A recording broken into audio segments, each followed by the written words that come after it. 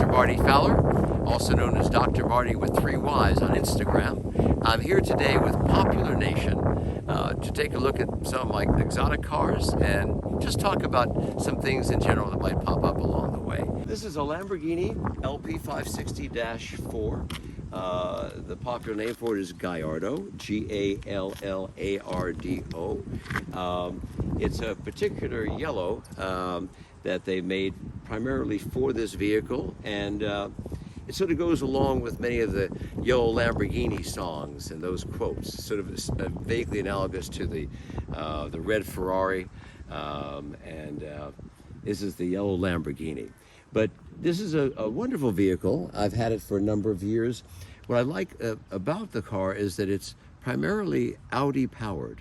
The drivetrain, engine, transmission, most of the transmissions are made by ZF. This is, I think, a peculiar one to Lamborghini, an E-gear is what they used to call it. But the engine itself is a 5.2 liter V10 engine, and it's shared with the Audi R8 V10. So serviceability of the vehicle is what you'd expect from an Audi.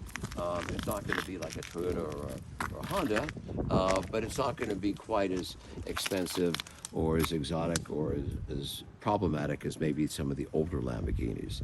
I had a number of Countaches back in the 90s, and they were wonderful cars, but they had their challenges from a mechanical standpoint. When they ran great, they ran superlative, but when they didn't, they could be a bit of a problem. No such issues with the Lamborghini Gallardo LP series.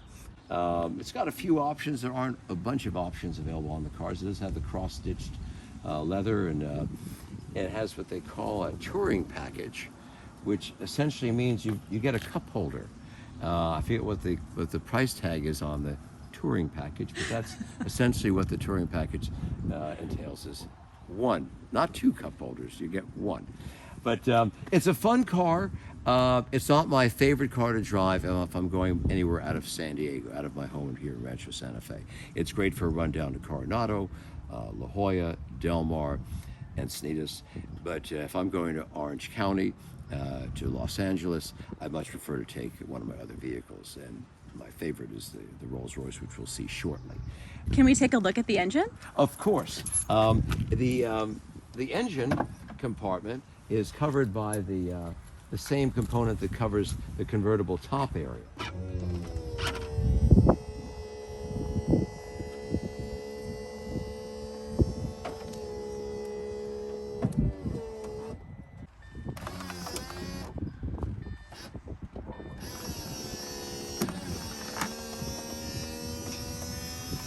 I guess when they service the engine, they have some other release where this comes up a little bit higher. It's a 5.2 liter V10 and produces 552 horsepower. And so what they did with the marketing was they decided to round up 552 to 560, hence the moniker LP560-4. You would think they would round it down, but no, I guess they're taking a little bit of leeway with calling 552. Oh, we'll just round it up to 560. There was another model this year, the Super Formentor, that had another 10, it was LP570, and it's 10 more horsepower, so I imagine it's somewhere in the 560 range, but for all I know it could be 562 that they've rounded up to 570. It's not much more in terms of power, but it's a limited production model, and it's holding its value a lot better than the rest of the models that were made. This series, which was started in 2004, that ran all the way till 2000, I believe 13 or 14, so it was a long model run, was the most popular Lamborghini ever produced. And they made in that period of time, I believe, close to 15,000 of them. But one of the things that attracted me to getting one when I did a couple of years back is it's a more exclusive vehicle than the Ferrari. I have a Ferrari as well. It's a wonderful vehicle. But there are far fewer Lamborghinis on the road than there are Ferraris. Lamborghini's first vehicle was made in 1963, and Ferrari started a number of years, I think over a decade before then. Interesting story about the founding of Lamborghini. Lamborghini was a truck and tractor farm equipment manufacturer and a major supporter of Enzo Ferrari. He used to buy all the models and would go to all the events, and felt very, very strongly, very fondly of both Enzo and the Ferrari line of automobiles. But he came to Ferrari once with some great ideas he had as to how to improve the Ferrari automobile. And if anyone's seen Ford versus Ferrari, the movie, they'd probably recall that Enzo was not really that inclined to accept criticism or suggestions. It was his baby, and he was going to do it his way. So upon hearing the suggestions from Lamborghini, he basically, in some way or another, told him to, let's say, in polite language, to take a hike. And in which case, Lamborghini said, okay, I'll take a hike and I'll create my own sports car. And again, his first one rolled off in 1963. And initially they were very unique vehicles. They were all V12s.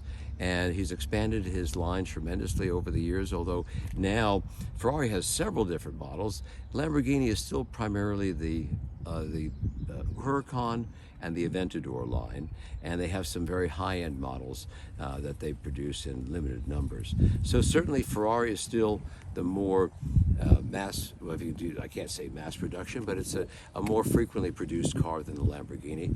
But they're both excellent vehicles, and I say I own a Ferrari as well, and I'm very happy with too.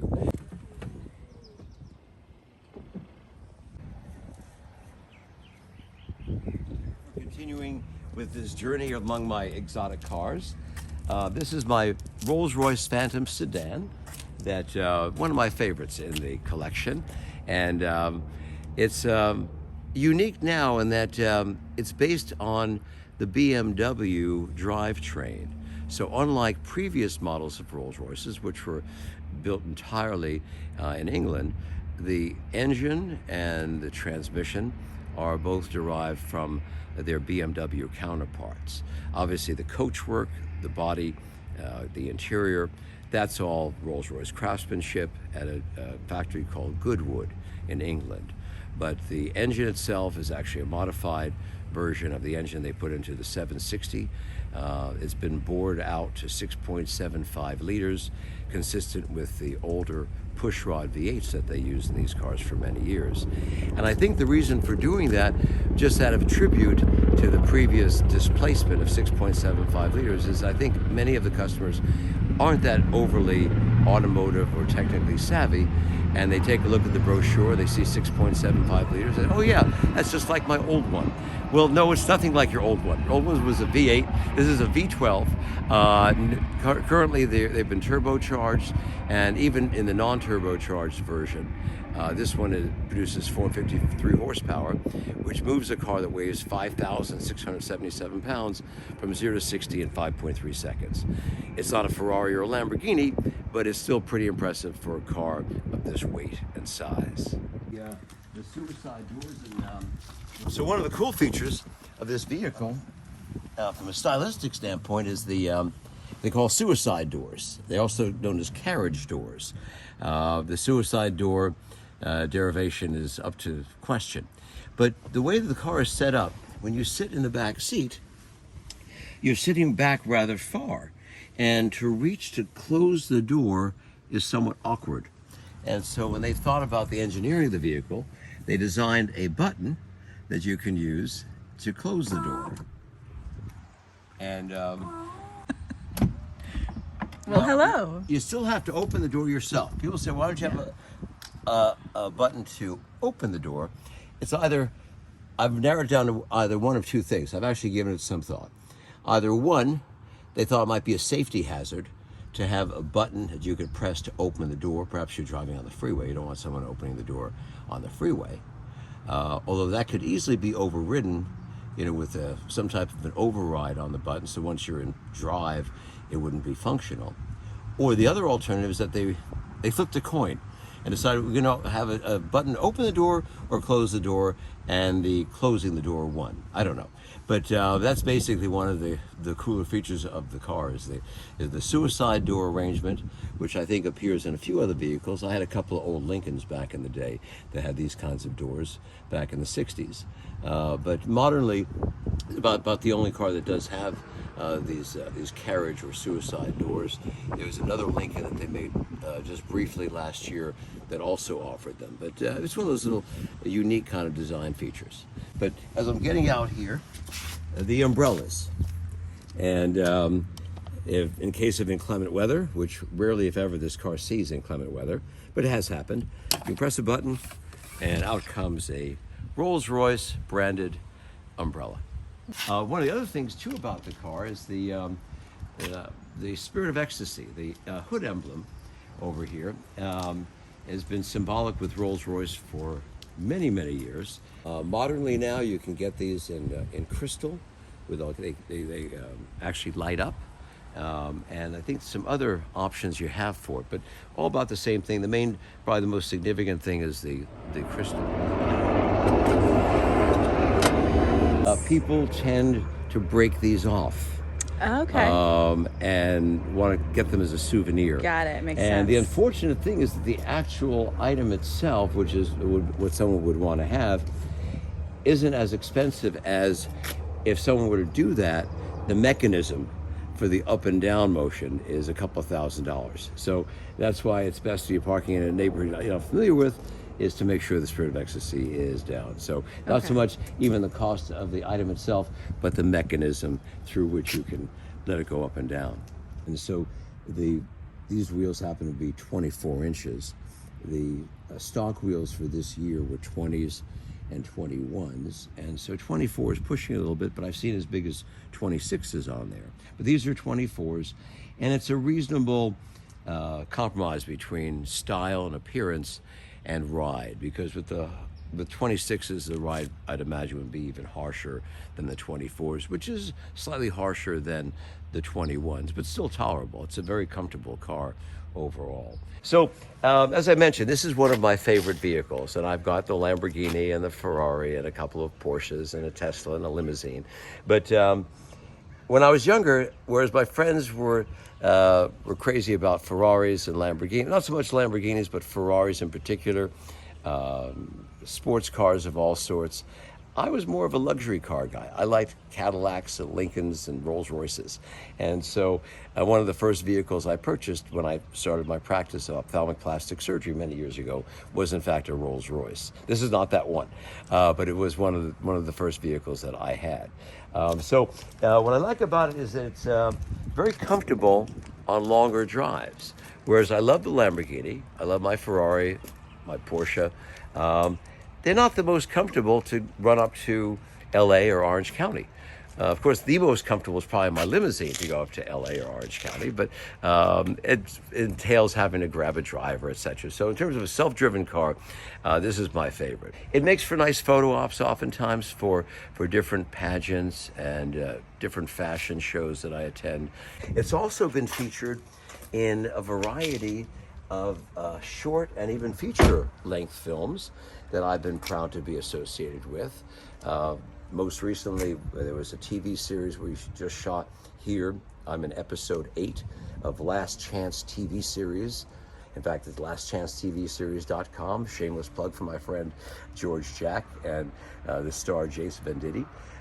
And so we used it in the final episode.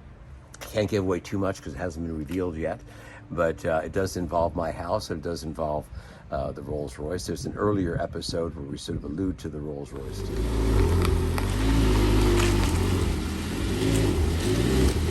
All right, so how does one acquire an expensive vehicle like this? My path was through my medical practice. I was fortunate enough to be accepted into a very accelerated medical program out of high school. I spent a year at the Pennsylvania State University, then 4 years at Jefferson Medical College.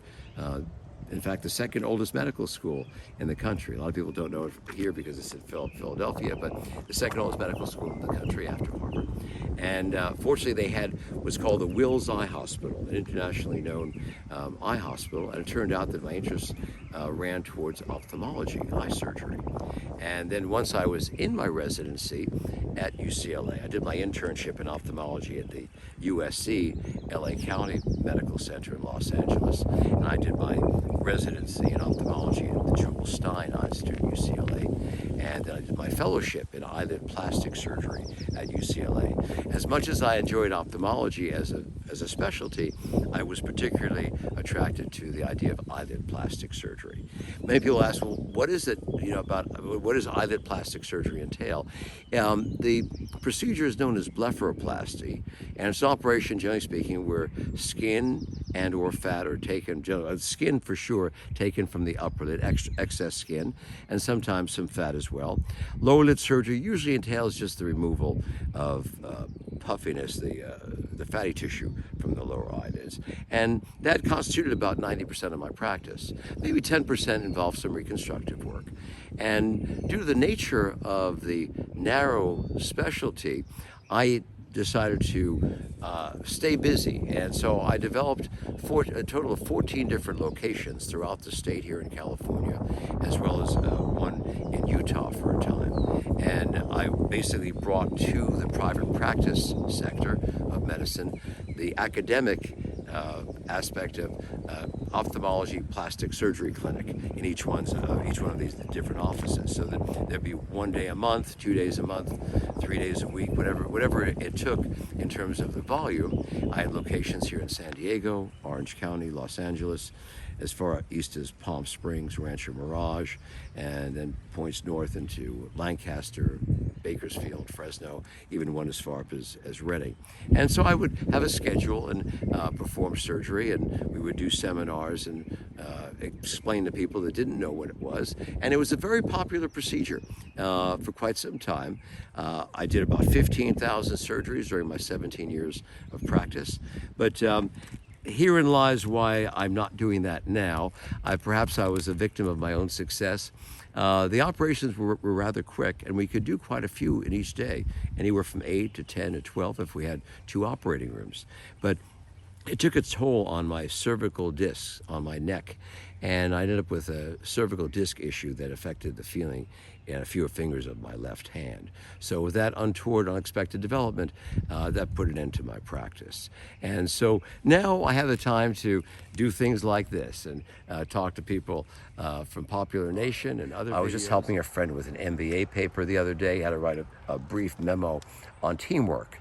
And of course, in his usual fashion, we were down to the last minute. He's, hey, help me get some ideas together for teamwork. You're all about these kinds of things. And it was very easy to write about. And one of the most important aspects we brought up in this short paper was that people will respond and tend to do their best when appreciated and acknowledged, and done on a regular basis. I think the phrase I used was generously and frequently appreciated and acknowledged. And that was one of the things that I found best for my operating rooms. We ran very high efficiency operating rooms, perhaps leading to my problem with my neck. We never had time to take any breaks because we were so efficient. But I think everyone felt treated with respect. If I had to correct somebody, I would do it in private. And usually it wasn't anything major. And a cue that I took from an old salesman, very well known, Zig Ziglar, has a number of books and tapes about sales, which actually applies to a lot of different fields besides what you might think. And one of the things he had said was, if you need to correct somebody, try to mention first all the good things you like about them. And again, this would apply not only to an employee or coworker or boss or whatever it was, it applies to personal relationships as well. If there's some criticism, people will be a lot more amenable to responding to your criticism or your correction if they know that there are things they already do that you're appreciative of. I've got a great friend here lives here in San Diego, Dr. Greg Reed, who's a tremendous keynote speaker, best-selling author. I don't know how many books he's written, too many to count for me.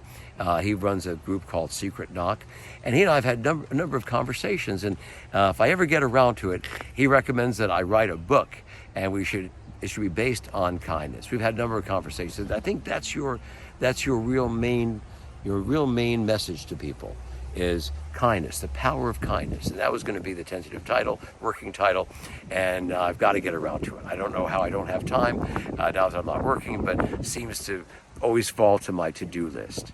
Well, thank you for spending some time with me this afternoon. It's been a pleasure being on Popular Nation. If you'd like to see some of my own videos, I can be found on YouTube. Don't have my own channel yet, but if you search Marty Fowler, there are about 7 or 8 of them up. My Instagram is Dr. Marty with 3 Y's. I can be found on Facebook as well at Marty Fowler, Fallor. Have a great day. Thanks, everybody.